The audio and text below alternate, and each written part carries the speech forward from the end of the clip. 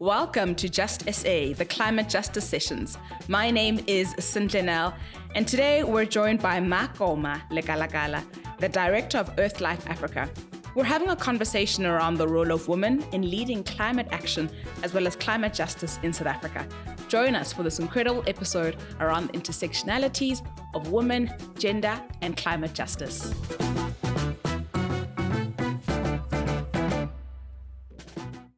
Lekalakala, thank you so much for joining us on the show today. We really appreciate you being here.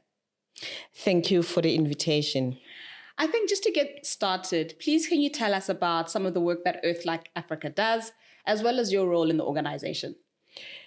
Earthlife Africa is an activist environmental justice organization that has been working around issues of energy and climate change from 2002, but the organization was founded in 1988 by a group of students. Okay. The organization evolved in a much more an anti-nuclear organization into tackling issues of climate change, but partnering with community-based organization or ordinary people in the country so that there can be environmental justice. And so from an organizational standpoint, how do you make sure the importance of climate justice is impacted in your role around South Africa? Firstly, we are an awareness and educational organization. We are involved in linking people's everyday struggles to the broader environmental or climate issues. For an example, if people don't have food, we link that to climate change as to what are the impacts of ever-changing weather patterns in their food security, and also access to electricity. It's one of the issues that we tackle around, and that's why we advocate for renewable energy technologies. Our theme is renewable energy, it's people's power. And we also work with communities that are on the fence line of extractive industries, where people are much more concerned, not only about their livelihoods, but also about their cultures, traditions, and the biodiversity that is being continuously destroyed by mining and by extractive industries. So we're in an interesting month as South Africa Women's Month, and there are a lot of conversations happening around gender responsiveness in climate justice. And it's widely known that women bear the brunt of climate change and the actions thereof. How do you, as Earthlife, integrate the role of women in promoting climate justice and integrate them as part of your awareness campaigns? I think firstly, we must applaud our government. We do have very good policies. We have good legislation that really supports. In the Bill of Rights of the Constitution of South Africa, it is guaranteed that everyone has got the right to live in an environment that is not harmful to their being. And so that is inclusive of everyone. And that is the mandate as an organization that we're fulfilling by raising awareness, conducting educational sessions, and ensuring that everyone has got a right to live in that kind of environment. So we, in this country, women have been at the forefront, and not only in South Africa, I think almost globally, women have been in the forefront of protecting their environment. And this is a role that has been played, but also underscored in the country, that it is the women who are always at the forefront of protecting the environment. Despite policy, despite any legislation, women would be there on an everyday basis, making sure that their offspring, nature around them is being protected. Let's make an example about communities living in what is so-called rural areas, communities that are living in areas where you find the biodiversity or the ecological balance still exists. It is because of women who have made sure that that is being preserved. And that is being done mostly through either storytelling by the women or either by insisting, infusing cultural practices with protecting the environment. There are times when we are told that Africans or South Africans, we don't care about the environment, and that is not true. Yeah. Women have been the ones who have been upholding our cultures and our traditions, and all of us have got totems. And those totems mean that if you are Mutloung or Mutaung, you have to make sure that that animal that is your totem lives or thrives. Because if it doesn't thrive, you need to create a space for that animal to be able to be alive. Because if that animal gets harmed or dies, that means your dignity also is being tainted. But let's talk a bit more about, the importance of Indigenous knowledge. And you've shared so frankly around the importance of withholding and making sure that that heritage lives on from a legacy standpoint. How much of the Indigenous knowledge is actually being taken to the forefront on issues around climate justice and climate change? I think currently we're experiencing climate change-induced natural disasters. And there are much more of it now. People have experienced them. Yeah. And one thing that comes out is that people would sit together and say, what do we do in case this happens? Whether it's floods, whether it's drought, and then people go back to their ancient wisdoms. People go back to what they learned or what was shared through storytelling, and they pick up, what kind of actions can be done in that regard. You get in other places where there has been floods for quite a long time. I like making an example about what happened around Masisi. I think that was around 2000 or so, when there were floods there. And what people did to prevent that from happening again, they built their houses, and their houses they were like spaces underneath the houses. Okay. Where the houses were built. So you'll have to have 2 or 3 steps before you get into the house. And the reason they did that, they were saying in case it floods, the water would flow down the houses. The water would not get into the houses. Okay. But what the wisdom that is shared is that they're doing that so that animals can pass under the houses, your snakes, your crawling animals, so that they don't get disturbed and have to move around the house or get into the houses and maybe harm people there. So that is part of the wisdom. And this is what is being now researched and also being used in different communities. And one of the things around adaptation also is around food. Every time there's this disasters or whatever happens, you hear people scrambling for food, saying there's no food, there's no water. People need to have, blankets or what have you. These practices have been done like way back with our parents. Our parents used to have what you call food reservoirs. Okay. Or they would dry food, where they would preserve food. And today, some of the foods are delicacies like your biltong. Yeah.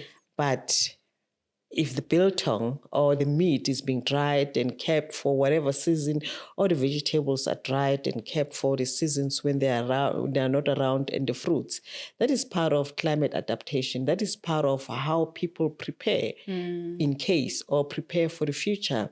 And the indigenous knowledge systems are being used currently, and this is also part of the work that Earthlife Africa is doing in communities to say, let's prepare, let's find ways on how we can survive, let's find ways on how, because climate change really has brought, devastating impacts on people. People may not have water, but there's ways on how you can save water for future. There's ways on how you can harvest water in case of droughts. Yes. And this is the knowledge that it's very, I think for now, is the kind of knowledge that we need to share amongst ourselves better than any other thing. Yeah.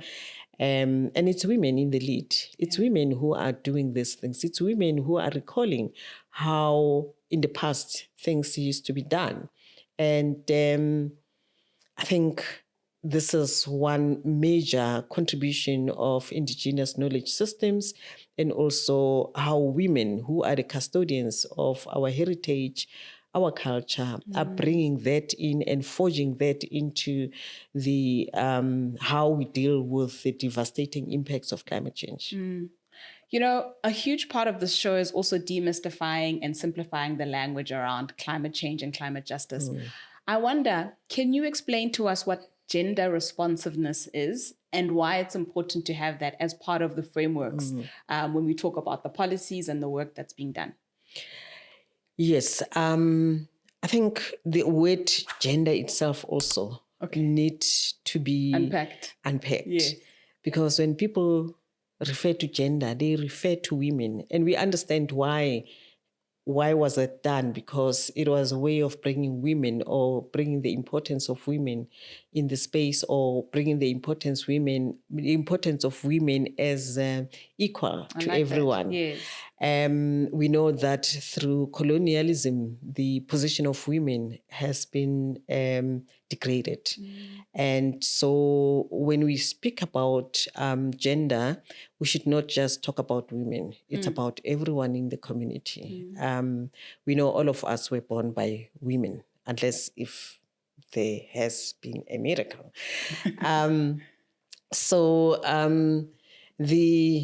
The policies in the country, I think, are written in such a language that is inclusive. Okay. That language being inclusive, I think the issue is around interpretation and implementation. So the gender responsiveness would be to put a human face into policies, into legislation, rather than speaking academic and scientific jargon that doesn't say or doesn't mean anything to people, and you find that people get negatively impacted by those policies. So a human face is the real gender responsive to any policy or legislation. That would mean that women have got to be part of the decision-making spaces. Children, vulnerable sectors of the community need to also be part of the decision-making spaces. And that's what would mean by gender responsiveness. In those meetings, unfortunately, is that you still find jargon being used, acronym being used. And in the climate space, I must say, or in the environment space, there's a lot of jargon. And that jargon loses meaning of what needs to be done. I mean, for how long people have been talking about taking action on climate change? Ordinary women, ordinary people are taking action on climate change every day, continuously. That action, it's missing within the governing space. That action is missing within those who do academic speak and scientific speak, because all what is focused on, it's much more on what this formula, that modality, that modeling, what can be done, but people forget to take the real action. The real action comes out with ordinary people. A person would drink or would have a liter of water and drink maybe half or 3/4 of that water for the day. And the quarter that is left would not just be thrown anywhere. That water would be used to water a tree, to water a pot plant, for an example. And if there's any food, I mean, waste, or whether it's crumbs or anything, that is reused. You won't find that just being thrown into a landfill or anywhere. It's being used to fertilize the soil. So those are small actions that people don't sometimes consider as real climate action. The recycling, repurposing of any stuff that people have, it's also part of climate action, because it's reducing, waste, is reducing the energy that is going to be used to create, to manufacture new items. So I feel that it's ordinary people, particularly the poor, that are taking action on climate change. And whether you may not recognize that, but what I like is that now lately, those small actions are being realized. And if you realize that those small actions are actually contributing much more than what those would sit in boardrooms or in big conferences would talk about climate action. Climate action, it's taking place at the ground with grassroots communities. And this is the kind of contribution I think environmental justice organizations have made in linking the bigger issues of climate action with people's everyday struggles, to say you have a role, and that role, this is the simplest things that you can do. When we grew up, we never had new clothes every time. So the clothes will be recycled from the eldest to the youngest. They're still there, as long as they're still in good condition. And by now, lately, we see that there are shops cropping up where Called there's vintage. Vintage. So those are like small actions or actions that are being taken by people. And it is important also to have policy. It is important also to have legislation. And in municipalities, it is also important to have bylaws that would assist in climate action. But ordinary people, particularly women, are leading in climate action. It's also so exciting to hear that over and above there being an understanding from a community level around the importance of climate action, there's also proactivity, vuvuzenzele, if you would, right? And I wonder, is that taking the role of the state in communities self-organizing, or is it more collaborative with the likes of Earthlife Africa and local municipalities and communities? Or do you think it's also important for there to be a sense of ownership from a community standpoint in some of the actions? Yeah, I think we speak about the just transition. And that just transition, I think it has been quite very well with the just transition framework that has been adopted by Cabinet, which was developed by the Presidential Climate Commission. And that is the framework that has been developed by a multi-stakeholder kind of consultations where everyone was involved, from communities, from business, from scientists, from, researchers, everyone that, or any, let me say, a huge representation of the South African society. And in that transition, it means that we all have got to work together collaboratively. It's not just a one person doing or one sector being involved. And we've seen that happening, but however, we need to accelerate that. We need to accelerate that and at times come to finding a way of understanding that my actions may impact on you either positively or negatively. But we have to choose the positive actions that we can all work around, collaborate on, and create a better, kind of society. There has been a contestation of the just transition itself. And that contestation comes in a way that people are saying, we have been doing things this way. It has been business as usual, that electricity is generated in a particular way. Industry have been conducting itself in a particular way. But then we forget that we continue doing business as usual. There's issues related to water, scarcity. And we have heard that the next wars would be fought around resources, particularly water.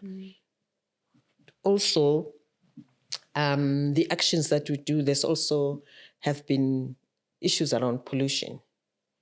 And we know that with pollution, in the near future, we may run out of breathing air. It sounds odd. It sounds crazy. But if you have an experience of areas where there's high levels of pollution, like the high veld of Mpumalanga, you'd understand the impacts of pollution. If you go to areas like next to the ocean where there's a disregard, for how people fish, how people fish, and also not taking care of like the ocean economy, then you'd realize that something has got to happen. And because there's that contestation that the just transition, it's not helping or assisting in the development of the country, then you ask yourself, would there be jobs in a dead planet? Yeah. And you also ask yourself, would there be life in a dead planet? There wouldn't be. So it's for all of us to be able to work together so that we can be able to save the future. And what I hear people saying, they're saying this transition is just taking us back. Sure. And people would want to do things the way they want to.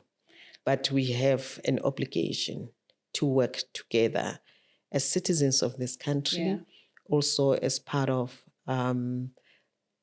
the people in the African continent and the people globally. I mean, there's a lot of initiatives that are being done, but South Africa, I must say, it's leading in making sure that people work collaboratively.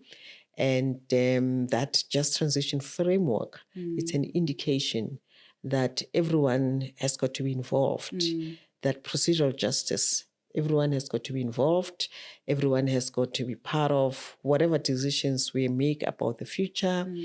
People, we don't need to repeat mistakes of the past. So why do you think there's resistance? Why do you think there's so much resistance in the transition? Because yes, we know it's a reality, it must take place. And while there is coordination in terms of understanding, it must take place. Why do you think certain sectors, certain communities, certain industries are still very resistant? I think one is we have competing interests. Okay. And there's a need for a system change. The system that has been prevalent for over maybe decades or centuries, it's a system that is very selfish, or that has created consumerism. It's a system that has put another human being against the other. And funny enough is that even if there's this contestation of the transition, all the countries are part of the let me say 99 or 98 countries are part of the United Nations. Yes.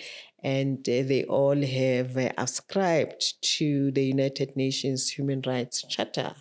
And that charter clearly states, what human rights are, that you cannot conduct yourself in harmful activities.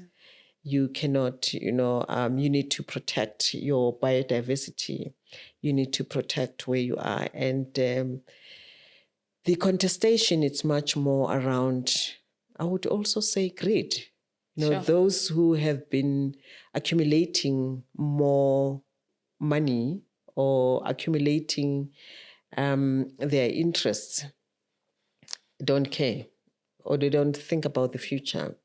But we know that when disaster struck, like in Devon, like in Eastern Cape, in London, in Eastern Cape,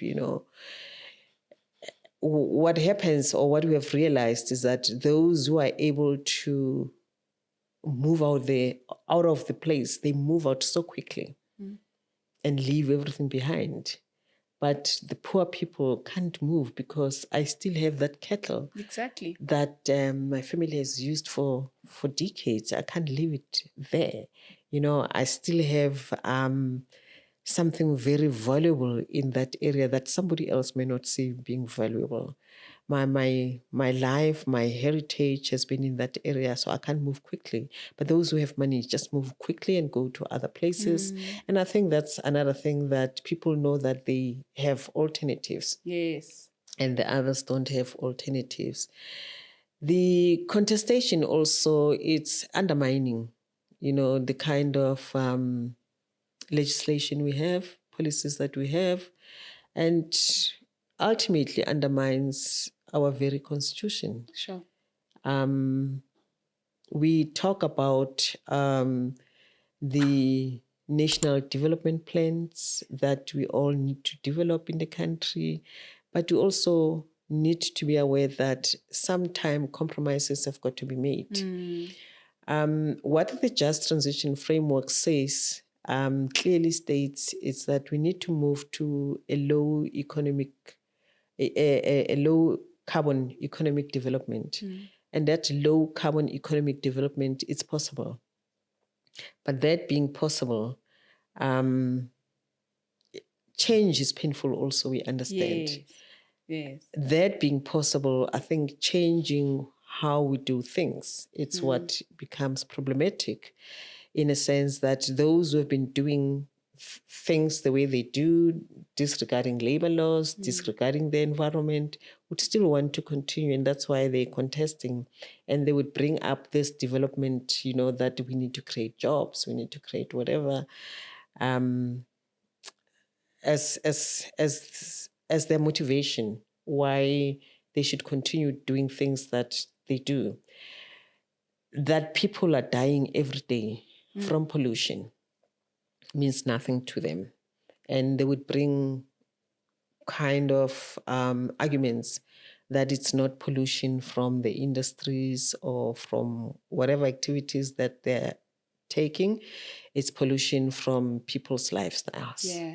And we've heard that so many times, despite evidence that people who are living in the high veld of Mpumalanga and people living in Soweto, for an example, there is a difference in the deaths.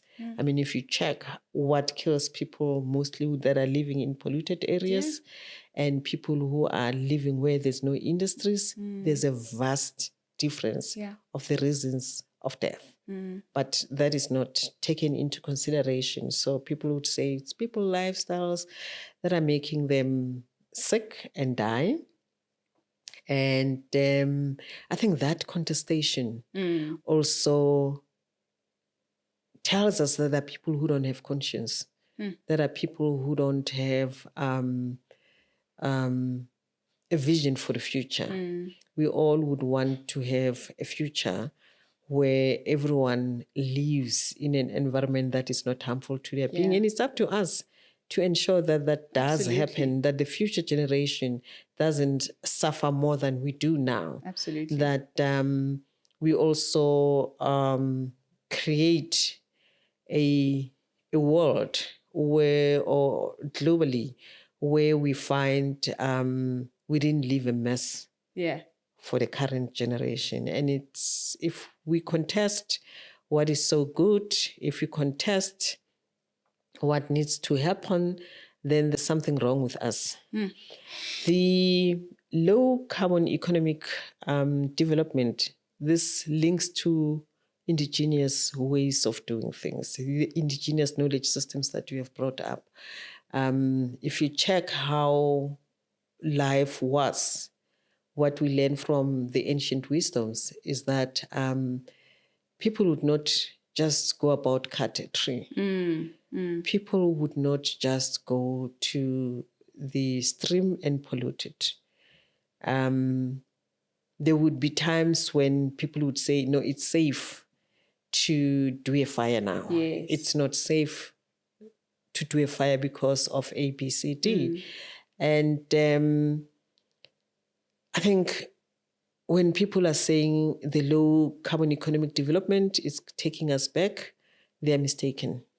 Because if the practices of low carbon development were not practiced before, we wouldn't be alive now. There would not be any planet now. We need to go back. We have learned a lot from people from, like, for example, in the Amazon. We have learned a lot from people in the African continent of the importance of protecting our biodiversity.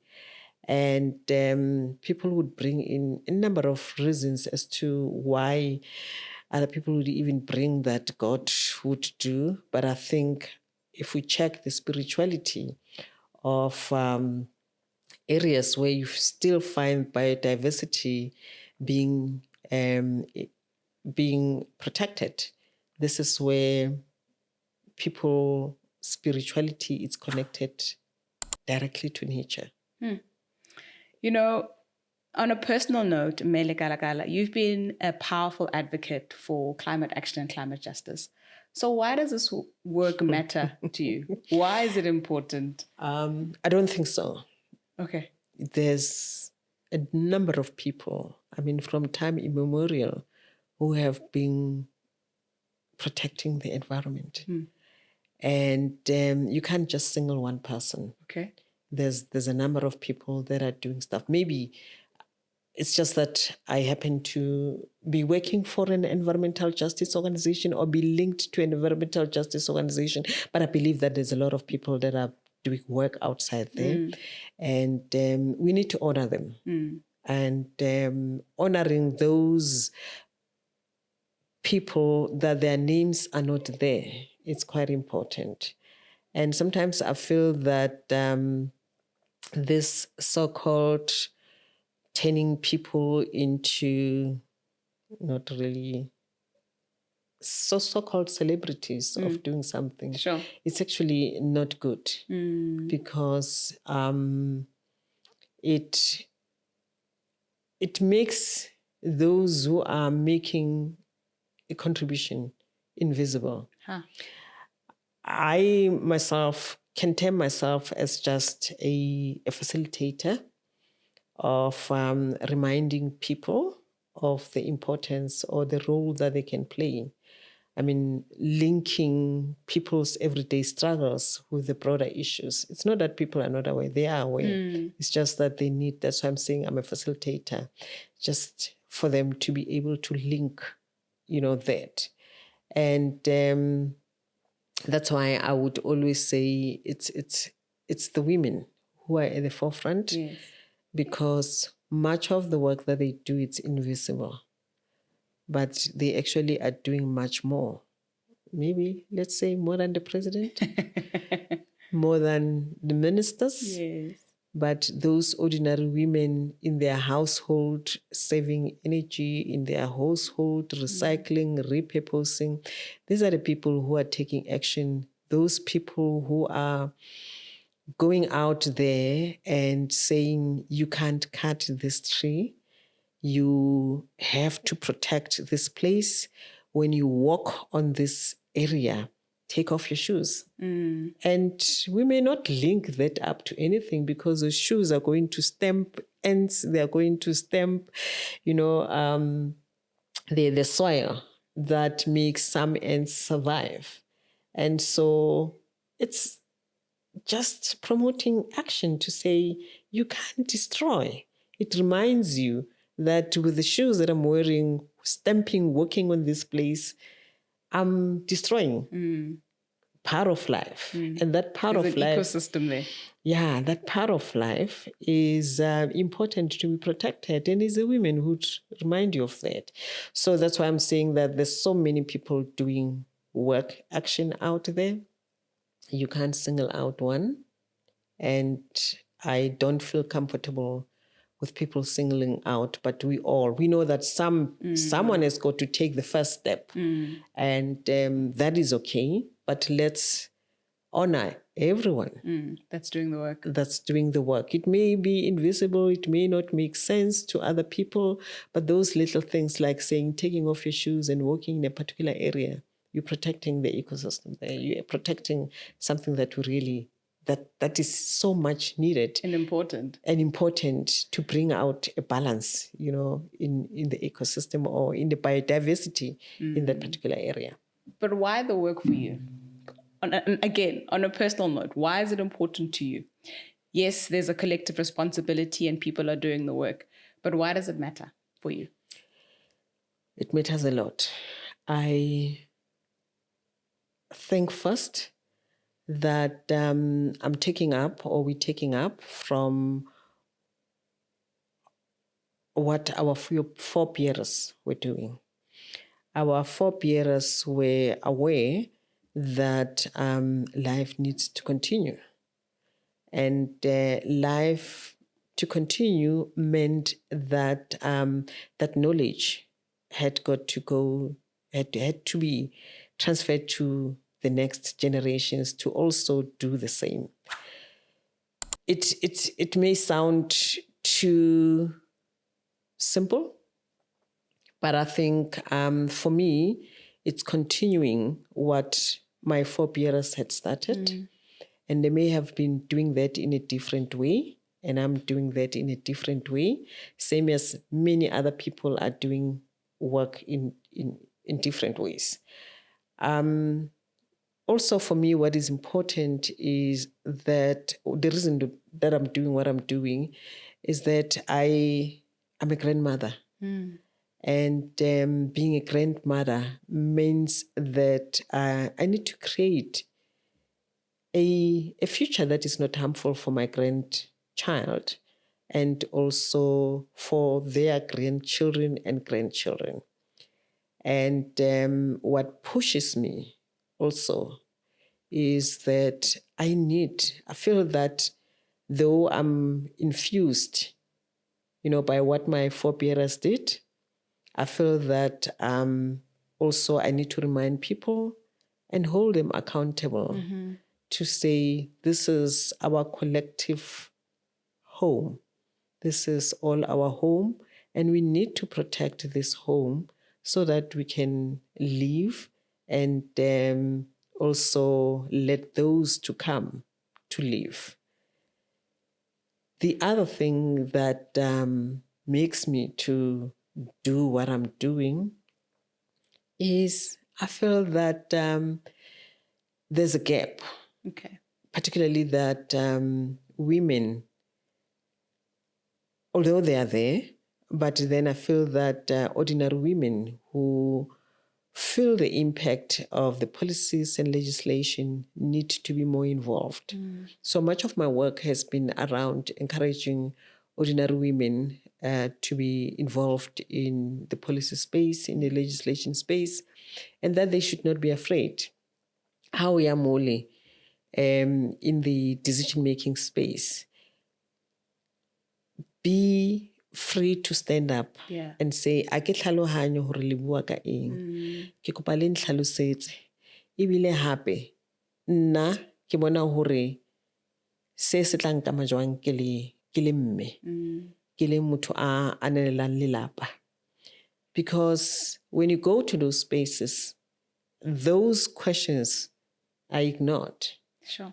And at the end of the day, when policies are made, they impact more, and most impact negatively on ordinary people, particularly women. So my passion has been to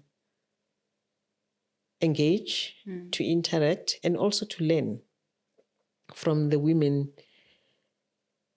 as to how can we be able to do this and build confidence amongst ourselves so that we can be able to stand up and speak and put a human face to all the policies, legislations that are being developed, and whatever negotiations are taking place.